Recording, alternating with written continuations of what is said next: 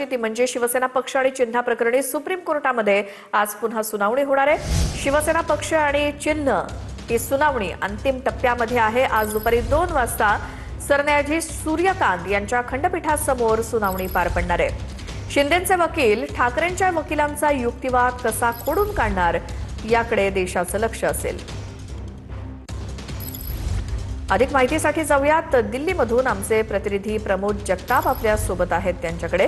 प्रमोद, आज सुद्धा युक्तिवाद होणार आहे, त्याचसोबत आज सुप्रीम कोर्टातली शिवसेना पक्ष चिन्हासंदर्भातल्या सुनावणीची काय माहिती?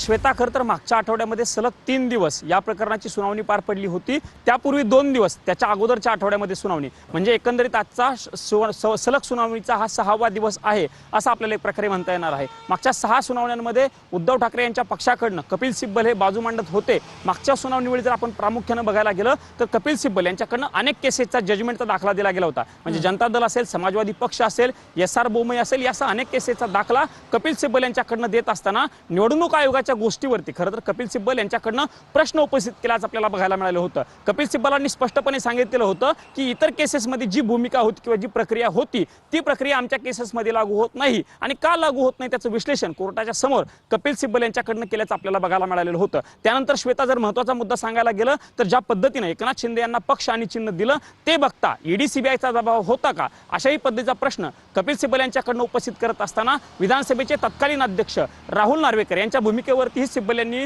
प्रश्न उपस्थित केल्याचं बघायला मिळालं होतं। कारण श्वेता, राहुल नार्वेकर यांच्याकडे लवादाची भूमिका होती। विधानसभेच्या अध्यक्षांना तत्कालीन सरन्यायाधीशांनी खरं तर निर्णय घेण्याच्या सूचना दिलेल्या होत्या, आणि ज्या पद्धतीने विधानसभेच्या अध्यक्षांनी टाळाटाळ केली आणि त्यानंतर त्यांनी निकाल दिला, तोही मुद्दा कपिल सिब्बल यांच्याकडनं कोर्टाच्या समोर मांडला गेल्याचं आपल्याला बघायला मिळालेलं होतं। आजचा युक्तिवाद कपिल सिब्बलांनी युक्तिवाद संपत असताना स्पष्ट केलेलं होतं की माझा युक्तिवाद संपत आलेला आहे। कदाचित आज ठाकरेंच्या पक्षाचे वकील देवदत्त कामत यांच्याकडनं युक्तिवाद केला जाईल आणि मग एकनाथ शिंदे यांच्या पक्षाकडनं बाजू जी आहे ती कोर्टाच्या समोर मांडली जाईल। याही आठवड्यामध्ये सलग सुनावणी, म्हणजे आज, उद्या आणि परवा अशा पद्धतीचे 3 दिवस सलग सुनावणी होण्याची शक्यता आहे। कशा पद्धतीने आजचा युक्तिवाद होतो हे बघणं महत्त्वाचं असणार आहे। आज तरी युक्तिवाद संपतो का, ठाकरेंच्या बाजूचा युक्तिवाद आज तरी संपतो का, संपत असताना काय मुद्दे ठाकरेंच्या वकिलांकडनं मांडले जातात हे बघणं आता महत्त्वाचं असणार आहे। श्वेता, शेवटचा मुद्दा फक्त एक सांगतो की मागच्या वेळी ज्यावेळी विधिमंडळ पक्षातील संख्येच्या बळावरती एकनाथ शिंदे यांना पक्ष आणि चिन्ह दिला, तोही मुद्दा कपिल सिब्बलांकडनं मांडला होता। कारण कपिल सिब्बल म्हणाले जर 39 आमदारांना अपात्र केलं असतं